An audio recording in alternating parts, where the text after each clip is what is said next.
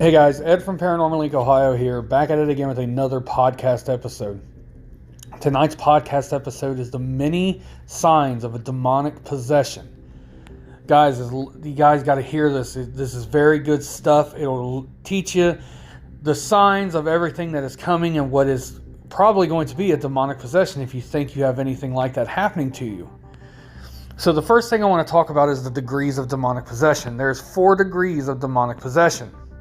Possession doesn't happen overnight. It's a process. It always requires an open door, playing with the Ouija boards, attending or conducting seances, even going on a ghost hunt with your friends.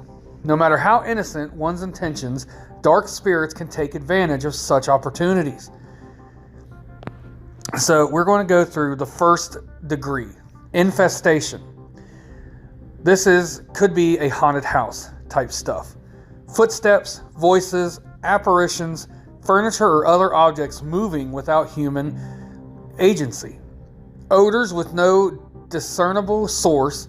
Rather than directly affecting people, infestations affect only property, objects, or even animals. After that will be the second phase, oppression.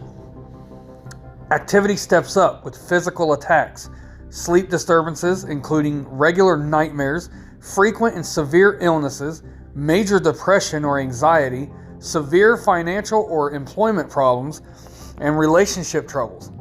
While these things happen in the normal course of life, all of them happening at once or in rapid succession could be a sign of demonic possession. The third phase is obsession. As the name implies, at this stage, the afflicted person has a hard time functioning, being constantly preoccupied with thoughts of the demonic activity commandeering his or her life, and frequently with thoughts of suicide as well. Sleep becomes nearly impossible. All 3 of these stages can be addressed by a competent deliverance minister. However, the last stage is reserved for the official exorcist. The last and final phase is possession. Contrary to popular belief, possession is not demons entering a person's body and taking over his or her soul. A person's free will is never removed, only severely compromised. In possession, a person is so physically, emotionally, mentally, and spiritually broken down by going through the other 3 stages that demonic spirits are able to seize occasional control over that person's actions. Telltale signs of possessions include superhuman strength, speaking in a language the victim doesn't know, inordinate aversion to holy objects, knowledge of events or facts the victim could not possibly know. And according to Diocese of San Jose exorcist Gary Thomas, whose story was made famous in the book, the movie, The Rite, changes in facial features. Telltale signs do not include 360-degree head spins like you see in The Exorcist. Guys, those are the degrees of demonic possession. Is infestation, then it moves on to oppression, then it moves on to obsession, and then finally ends up in possession, where the demon finally has full control of you. It will take over your body, your mind, everything. The demon takes control and does things to you that you would never imagine doing. It makes you do things that you would have never imagined doing. So those are the degrees of possession. So now we're going to move on to some of the signs of demonic possession. You could be involved in an occult or some type of occult behavior. We were met by a female slave who had a spirit by which she predicted the future. She earned a great deal of money for her owners by fortune telling. Acts 16:16. Some of the signs that you can tell that you are under a demonic possession, or even the first stage, infestation, is you've opened the doorway to the demon. The demon will lay in wait and wait for you to make that mistake by doing such simple things. Like, you enjoy doing tarot card reading, seances, the Ouija board, so on and so forth. In a matter of talking to the dead, the demon lays in wait to try to take over. and doing these simple things. Now, I've told you guys a million times that Ouija boards are bad. They are the doorway to evil. Nothing good can ever come out of an Ouija board. I've had good tarot card readings. I've been to seances, and seances, I do believe, are a second well-known way a demon can get in. But the tarot card reading, I don't believe that the tarot cards can actually bring on a demonic. And I left that in there because I found it in the research, and a lot of people believe that tarot card readings and fortune telling and psychics are of evil nature. They're all demons trying to lure you into the evilness and the wickedness of everything else. But that is up to you to whether you believe or not. I personally do not believe that way. So, anyways, after that you will have restlessness. You won't be able to do anything that you want to do anymore. The things that you found fun at first will now make you tired, will make you very grumpy. You won't want to do anything. You won't want to just be around anyone.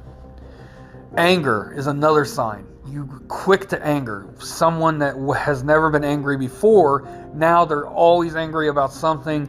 Anything sets them off. You're madly in love with your wife or your husband, and all of a sudden you hate them, and you're just so angry towards them all the time. Or your kids, you're a great parent and you do everything you can with your kids. Now all of a sudden you can't stand your children, and you say and you do so many mean and awful things to them. You loved your job once, you go to work every day, you love it, and all of a sudden you hate going to work, you hate everyone there, sometimes you don't even want to go. That anger leads into depression, to where you just don't want to do anything at all. You don't even want to leave your bed. You do nothing but cry. You're weak, you're beaten down, and then thoughts of suicide come. These are all the ways that the demon is beating you down. And the whole time it's happening, you'll never know. Like I said before, it goes from infestation to oppression. For the infestation, it's just inside your home. It's messing with your furniture. It's messing with your things. Your keys come up missing. Your wallet comes up missing. They're found in weird places. Furniture is moved, stacked up, and you have no idea how it happened, or if you see something move. That's just its way of getting your attention. And once you give it your attention, then it's got you. Then it moves to oppression.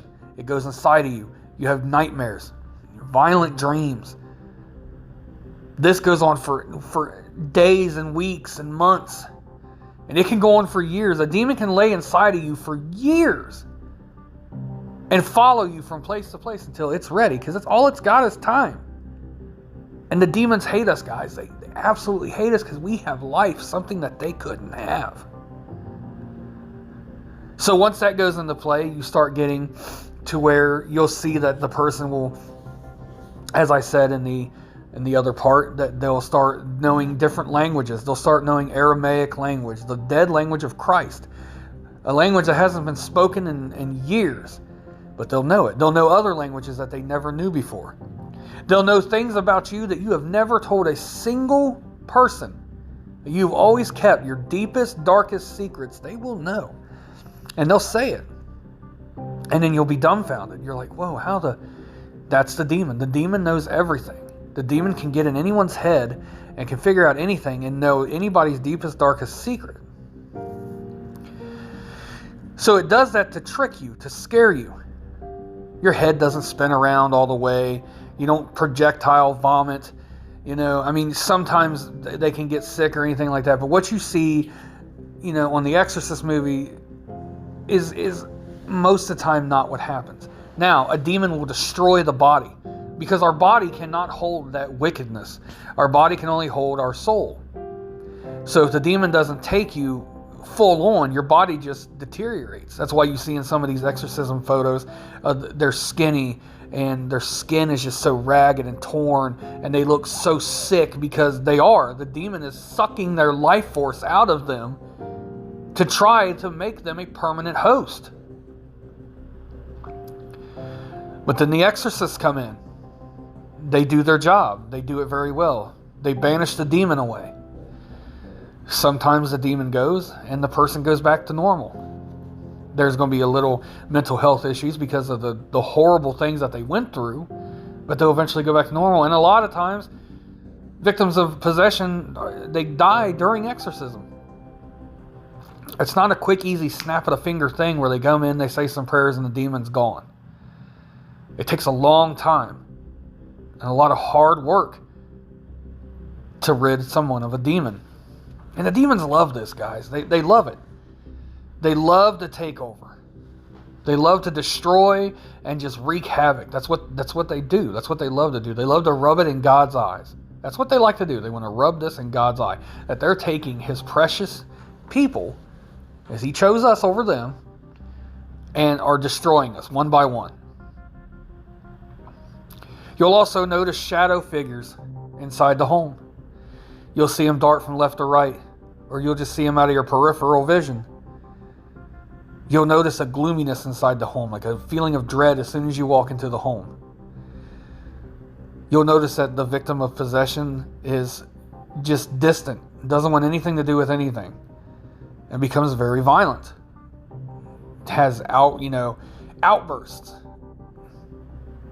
They'll become very ill. They'll get multiple illnesses and sicknesses one by one by one. Things in their life that are up will soon be down. Their finances will go down. Like I said before, the employment will go down. Their love life will go down. Everything will start going down, because that's the demon's way of beating you down to weaken you. When you're weak enough, then they take over. And the only way to get rid of them is by a proper exorcism. So guys, I hope you enjoyed tonight's episode. I hope you guys can look for these signs. If you think anything like this is happening to you, you can always get a hold of me. We can find help. I will help as much as I can. You can go to paranormalincohio.com. There will take you to the main business page. You can check out some old ghost hunts and ghost stories. You can check out our crystals and all their healing powers, our sage bundles for all things cleansing, and you can also check out the jewelry that goes along with the crystals. Now, I know cleansing is another thing that will upset and anger a demon. If you go around and cleanse your house with sage. Any type of holy object will make it angry. If you have crosses, if you have pictures of Christ, any type of religious thing hanging up, you'll see that they'll fall, become broken, or they'll just disappear. Because the demon cannot be around that. Okay, you can also go to Paranormal Inc. Ohio group. That is our group page on Facebook. There we discuss all things paranormal. You guys give me ideas for shows. I do the shows. And I give you guys a shout out or have you on the show. Very soon we will have live podcasts, so you guys can kind of see a behind the scenes look at how I do this. You can go from there to Paranormal Inc. Ohio on TikTok and YouTube. On YouTube, I am putting some full episodes of the podcast. Not all the episodes, just some. And I put partial episodes on TikTok. And of course, on every podcast format available is the Paranormal Inc. Ohio podcast. Every single day is a new episode at 10 p.m., except for Thursdays and Fridays. Thursdays and Fridays are going to be at 8 p.m. because at 10 p.m. on Thursday, I go live on Facebook. There we have a discussion of paranormal and have a ghost story.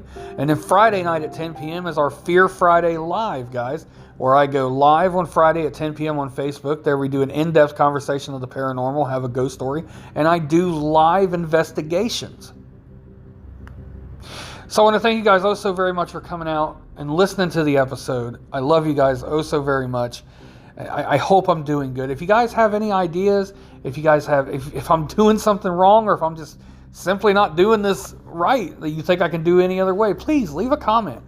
You can leave a comment on Spotify and all the formats, or you can go to paranormalincohio.com and leave a comment there. Let me know. And I can do anything I can to fix it or make it better for you. So, again, guys, thanks for checking out the episode, and you will hear me again tomorrow night. Bye, everybody.